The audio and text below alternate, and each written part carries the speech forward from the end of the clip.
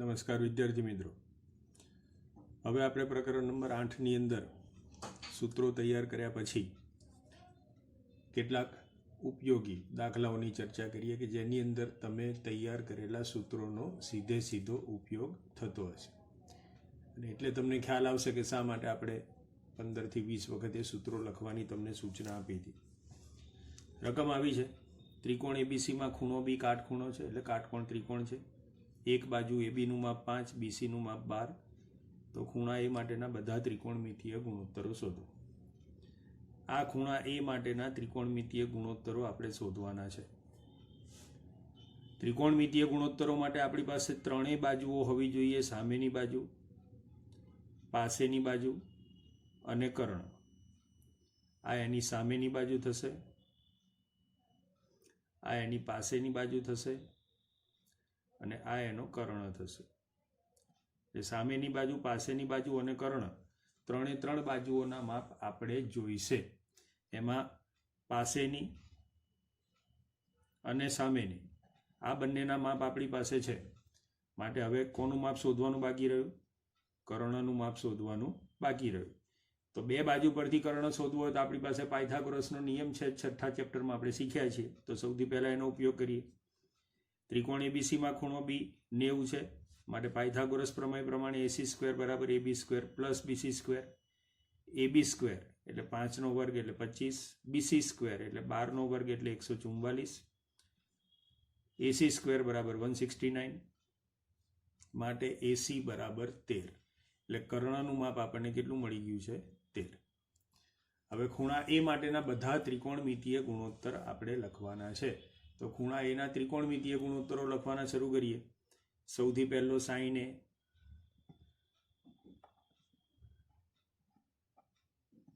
સૂત્ર શું?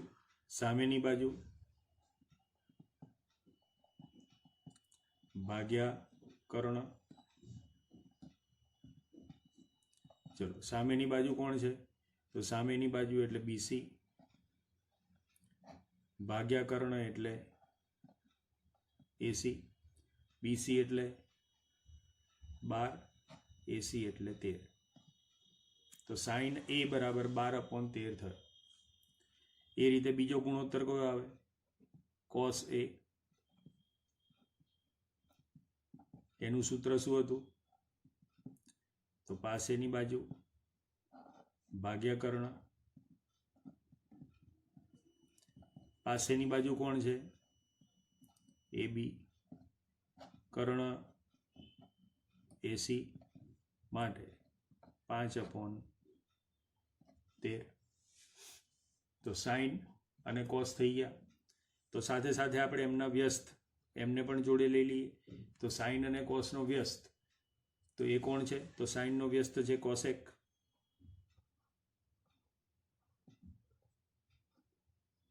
Cosec A. તો કોસેક A એટલે શું? તો તમે સૂત્ર વાપરો એટલે કર્ણ ભાગ્યા સામેની બાજુ. એક્ઝેક્ટ એનાથી બધું ઊંધું જ આવશે. AC/BC.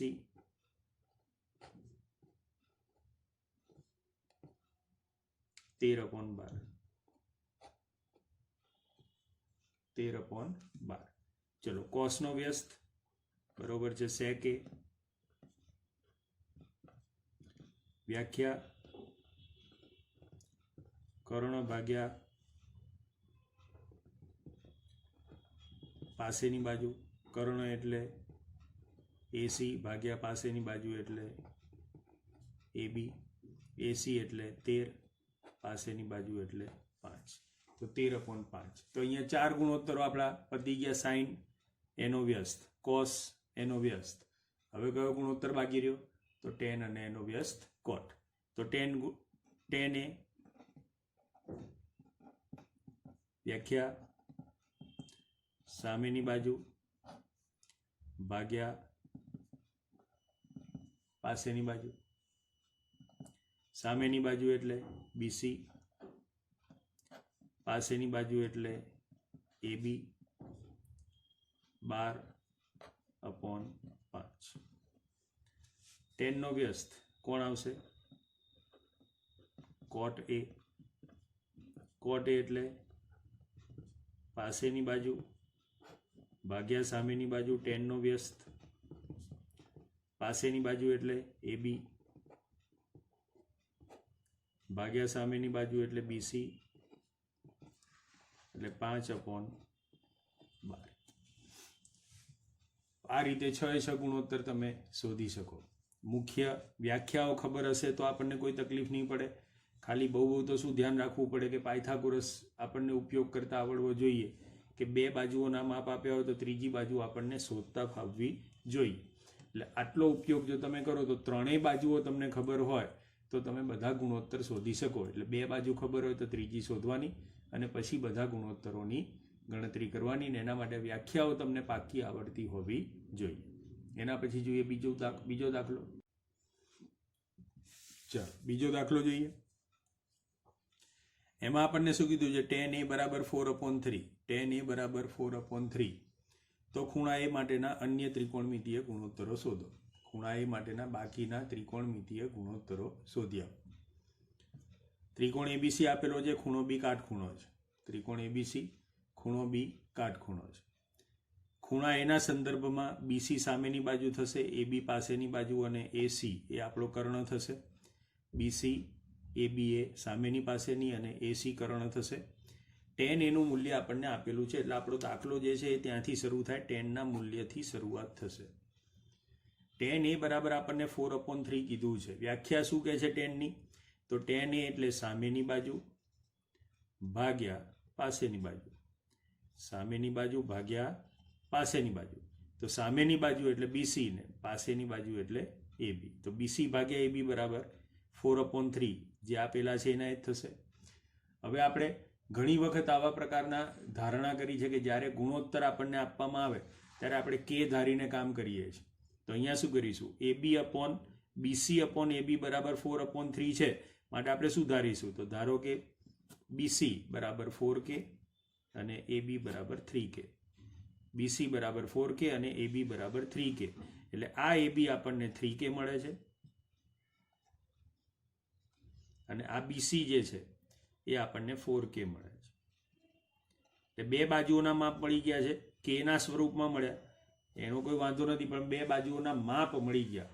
તો બે બાજુના માપ જો આપણને મળ્યા હોય તો એના પરથી ત્રીજી બાજુ શોધવા માટે આપણે હમણાં જ વાપર્યું એ રીતે પાયથાગોરસ વાપરી શકાય.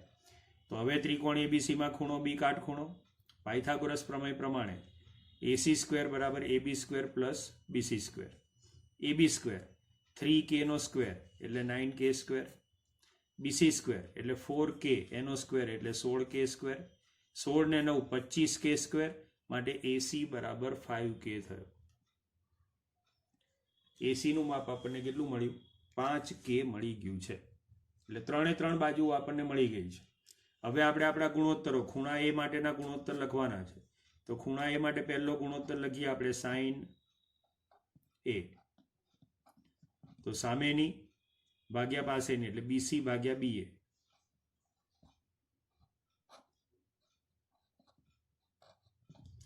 તમને સૂત્ર મોઢે થઈ ગયું હોય, પાક્કું થઈ ગયું હોય અને હવે ગ્રીપ આવી ગઈ હોય તો તમે ડાયરેક્ટ લખી શકો, નહીતર પછી લખવાનું સામેની ભાગ્યા કર્ણ આવશે. એટલે અહીંયા CA, BA નહીં પણ CA. સામેની બાજુ ભાગ્યા કર્ણ, સાઇન એટલે સામેની ભાગ્યા કર્ણ, તો BC/CA. BC એટલે 4K અપોન CA એટલે 5K. બંનેનો K નીકળી જાય એટલે 4/5. આ આપણો સાઇન એ થઈ ગયો. પછી જોઈએ cos A. તો cos A એટલે શું? તો પાસેની એટલે કે AB ભાગ્યા કર્ણ એટલે AC. પાસેની ભાગ્યા કર્ણ એટલે શું થશે? 3K/5K. K કેન્સલ એટલે 3/5. તો આપણી પાસે સાઇન અને કોસ એ બે મુખ્ય ગુણોત્તરો જે છે એ તૈયાર થઈ ગયા. હવે એના આધારે પહેલા એમના વ્યસ્ત અને પછી tan અને cot, અથવા પહેલા tan લઈ લઈએ અને પછી ત્રણેયના વ્યસ્ત સાથે લઈએ તો પણ ચાલે. ચલો tan A. tan A ની વ્યાખ્યા શું? તો સામેની ભાગ્યા પાસેની, સામેની ભાગ્યા પાસેની. સામેની એટલે કોણ? BC. પાસેની એટલે કોણ? AB. ચલો સામેની 4k, પાસેની 3k, k ગયા એટલે 4/3 એ એમનો મૂલ્ય થઈ ગયું. હવે 3 મુખ્ય ગુણોત્તર થઈ ગયા છે. સાઇન થઈ ગયો, કોસ થઈ ગયો અને ટેન પણ થઈ ગયો. હવે એમના વ્યસ્ત જ લખવાના છે. તો સાઇનનો વ્યસ્ત શું આવે? કોસેક એ. કોસેક એ એટલે સાઇનનો વ્યસ્ત એટલે કર્ણ ભાગ્યા સામેની એટલે AC ભાગ્યા BC એટલે એનાથી એક્ઝેક્ટ ઊંધું મૂલ્ય આવશે 5/4. એ જ રીતે કોસ, તો કોસનો વ્યસ્ત કોણ આવશે? સેક એ. કોસનો વ્યસ્ત સેક એ. વ્યાખ્યા શું? તો કે કર્ણ ભાગ્યા પાસેની એટલે કોણ? AB.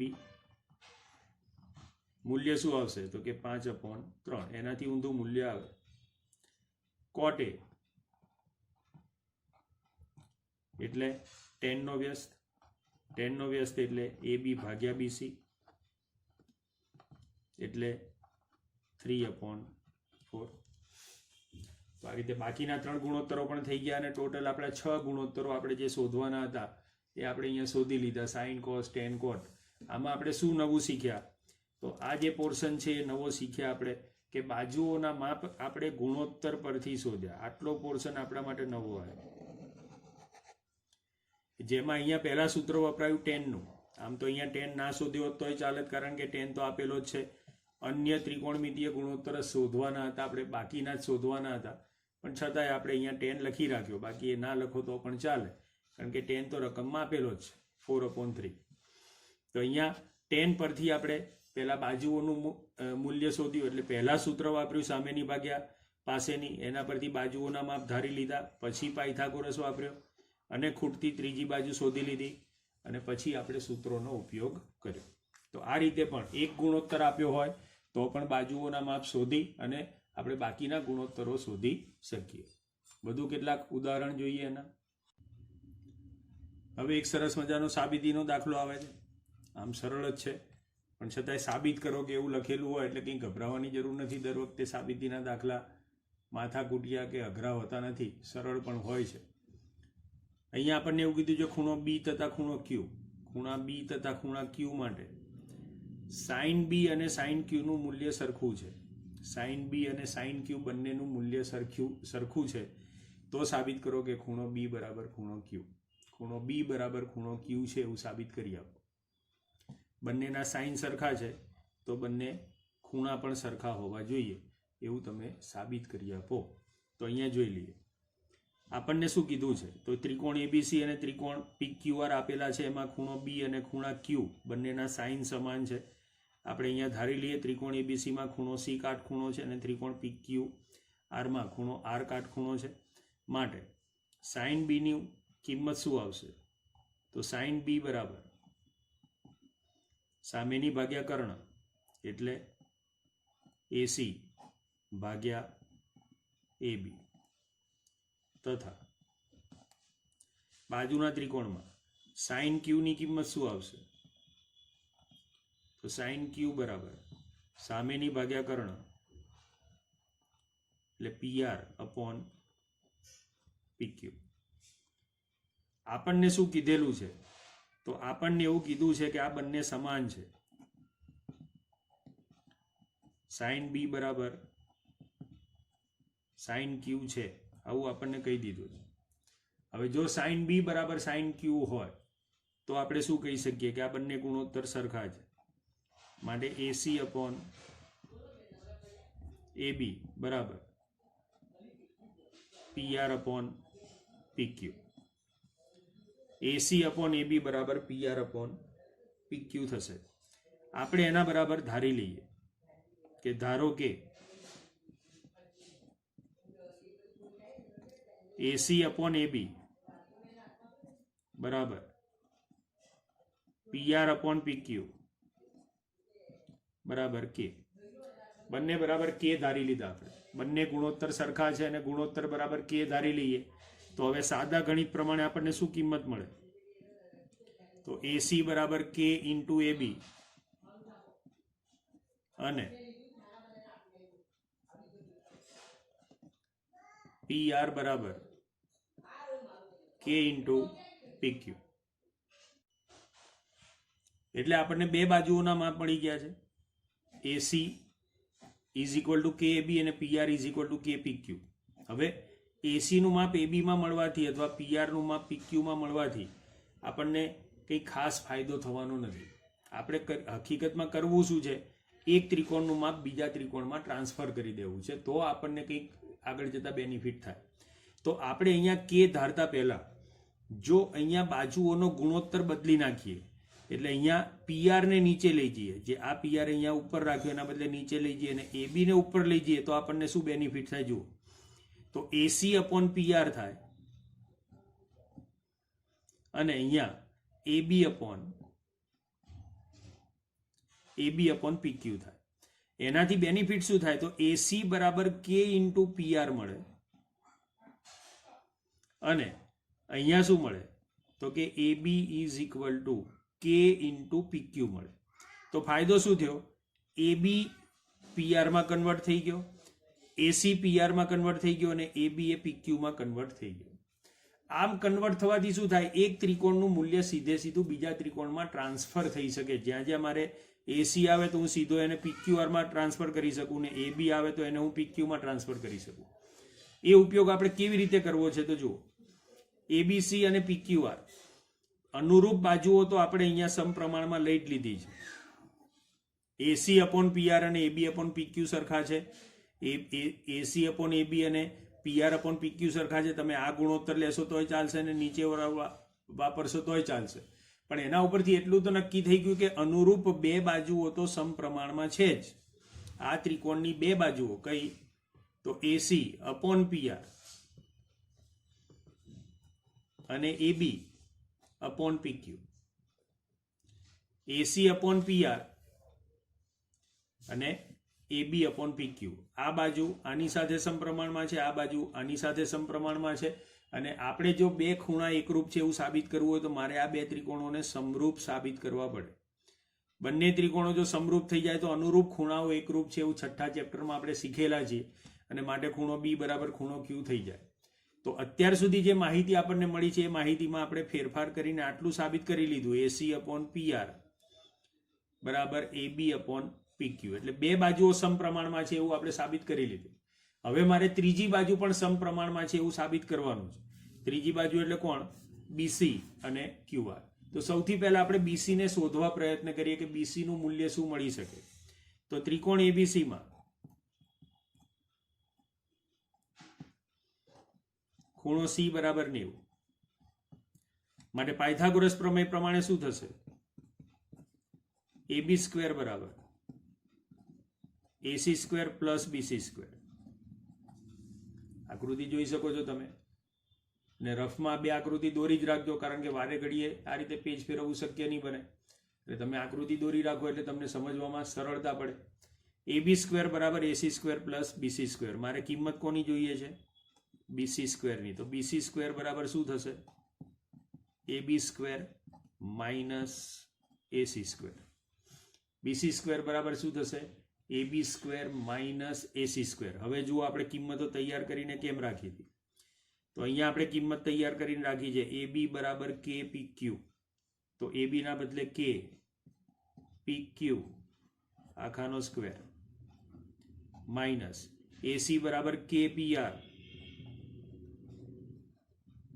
આખાનો સ્ક્વેર. આખો ત્રિકોણ જ ચેન્જ થઈ જશે. જુઓ, K સ્ક્વેર અને PQ square minus K square અને PR સ્ક્વેર. ચલો, K સ્ક્વેર કોમન નીકળી જશે એટલે PQ square minus PR square. કોનું મૂલ્ય આવ્યું, આ BC સ્ક્વેર નું મૂલ્ય આવ્યું.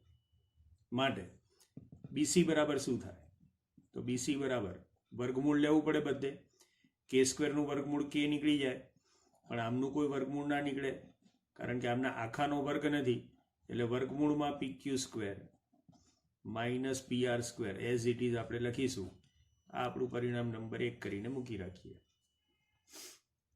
આ ત્રિકોણ ABC માંથી મેં આટલું મેળવ્યું. બરાબર સમજો આપણે શું કરવા જઈ રહ્યા છે. ફરીથી એક વખત તમને યાદ કરાવી દઉં કે આપણે શું કરવા જઈ રહ્યા છીએ.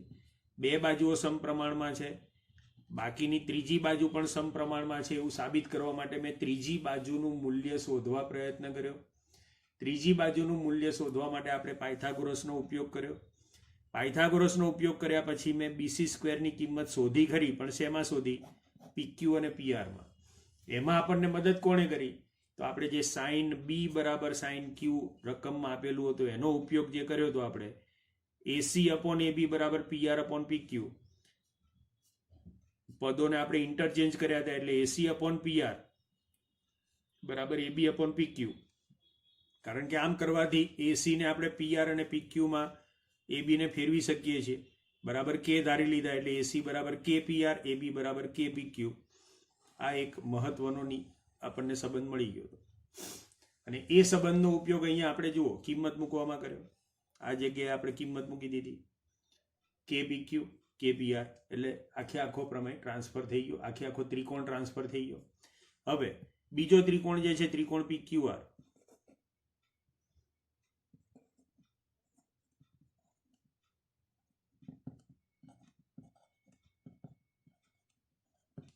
ખૂણો R બરાબર 90°. R 90° હોય એટલે શું થાય? તો પાયથાગોરસ પ્રમેય પ્રમાણે શું થશે? PQ સ્ક્વેર બરાબર PR સ્ક્વેર વત્તા QR સ્ક્વેર. માટે આપણે કિંમત શોધવાની છે QR સ્ક્વેરની, તો QR સ્ક્વેર બરાબર PQ square minus PR square થશે.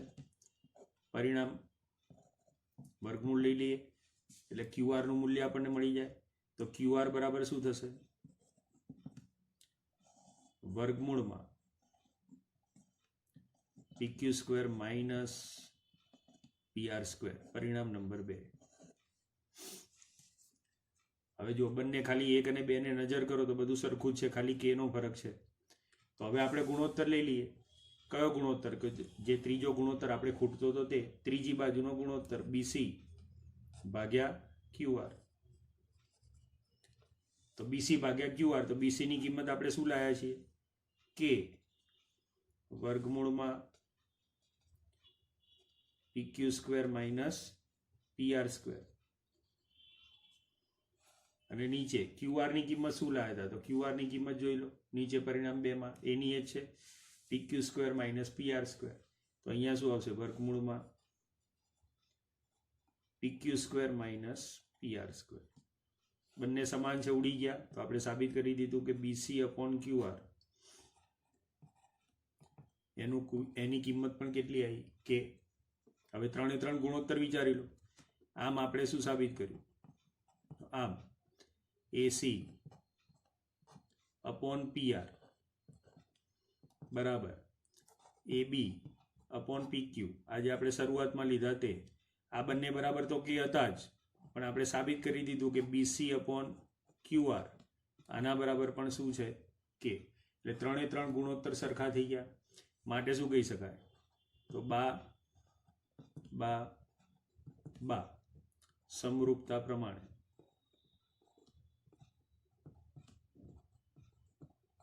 શું કહી શકાય આપણે? તો ત્રિકોણ ACB સમરૂપ ત્રિકોણ PRQ. ત્રિકોણ ACB સમરૂપ ત્રિકોણ PRQ. અને જો બે ત્રિકોણો સમરૂપ હોય તો અનુરૂપ ખૂણાઓ પણ એકરૂપ જ હોય. માટે ખૂણો B બરાબર ખૂણો Q. હવે આખું ઊંધેથી વિચારો. આપણે કઈ ગણતરી કરી અને કેમ કરી? તો આપણે ખૂણો B બરાબર ખૂણો Q લાવવો તો એ ત્યારે જ આવી શકે જ્યારે બે ત્રિકોણો સમરૂપ હોય. બે ત્રિકોણ સમરૂપ થવા માટે આપણે ત્રણેય બાજુઓને સમપ્રમાણમાં કરવી પડે. બાનો ઉપયોગ કરવો પડે. કેમ બાનો ઉપયોગ કરવાનો? તો કે બે બાજુઓ તો સમપ્રમાણમાં છે એવું રકમમાં આપી જ દીધું છે ઇનડાયરેક્ટલી. તમને સાઇન B બરાબર સાઇન Q કીધું એટલે બે બાજુઓ સમપ્રમાણમાં છે જ. માટે માત્ર ત્રીજી એક જ બાજુ સમપ્રમાણમાં સાબિત કરવાની બાકી રહે છે. માટે આપણે એ ત્રીજી બાજુને જ ચેક કરવાની રહે. તો આપણે એ કરી. તો ત્રીજી બાજુ માટે શું મહેનત કરી? તો સૌથી પહેલાં તો જે બે બાજુ આપણને સરખી આપી તેનો ઉપયોગ કર્યો. સાઇન બી બરાબર સાઇન ક્યુ, એટલે AC અપોન AB બરાબર PR અપોન PQ લઈ લીધા. એક્સચેન્જ કરી લીધા બંનેને ઉપર નીચે, એટલે AC અપોન PR બરાબર AB અપોન PQ થઈ ગયો. એટલે AC બરાબર KPR અને AB બરાબર KPQ થઈ ગયો. એટલે કે AC અને AB ની કિંમતો મળી ગઈ. એનો ઉપયોગ ક્યાં કર્યો? તો ત્રિકોણ ABCમાં પાયથાગોરસ વાપરીને કર્યો. ત્રિકોણ ABCમાં પાયથાગોરસ વાપરીને AB અને AC લઈ આવ્યા, બંનેની કિંમત મૂકી દીધી, બંનેમાંથી K કોમન લઈ લીધો અને પછી વર્ગમૂળ લીધું તો K સ્ક્વેર છે એટલે એનું વર્ગમૂળ K બહાર જતો રહ્યો, બાકીનું વર્ગમૂળમાં આવી ગયું. બીજા ત્રિકોણમાં એ જ રીતે પાયથાગોરસ વાપર્યો અને જે ત્રીજી બાજુ QR ખૂટે છે એ શોધી લીધી તો એનું મૂલ્ય વર્ગમૂળમાં PQ square minus PR square આવ્યું. આ બંનેની કિંમતો મળી ગઈ એટલે હવે માત્ર એ બંનેનો ભાગાકાર જ કરવાનો બાકી છે. ભાગાકાર કરીશું એટલે આ બંને ઉડી જશે, તો એ બંનેનો ભાગાકાર મેં અહીંયા ઉપર લખી દીધો. આ બંને ઉડી ગયા એટલે જવાબ કેટલો આવ્યો? K. તો ઓલરેડી આપણે પહેલેથી તો આ બે બાજુઓનો ગુણોત્તર K છે એવું તો લઈને જ બેઠા છીએ આ જગ્યાએ. AC અપોન PR બરાબર AB અપોન PQ બરાબર તો K છે જ, તો આપણે શું સાબિત કર્યું? AC અપોન PR બરાબર AB અપોન PQ બરાબર BC અપોન QR, અને એ પણ K જ છે. અને માટે 3 ના મૂલ્ય K હોવાથી બા શરત પ્રમાણે સમરૂપતા થઈ ગઈ અને માટે અનુરૂપ ખૂણાઓ એકરૂપ થાય, કારણ કે સમરૂપ ત્રિકોણોમાં ખૂણાઓ એકરૂપ હોય છે. તો આ એક સાબિતીનો દાખલો છે. થોડોક વિચાર માંગી લેવો છે, પણ 2-3 વાર લખશો તો કંઈ બહુ વાંધો આવે એવો પણ અઘરો બી નથી. કોઈક વખત પૂછી શકાય, શક્યતા બહુ જ ઓછી, પણ છતાંય કોઈક વાર પૂછે, અઘરું પેપર બનાવે તો તમને આવડવો જોઈએ. એટલે 2-3 વાર લખીને પ્રેક્ટિસ કરી લેવી.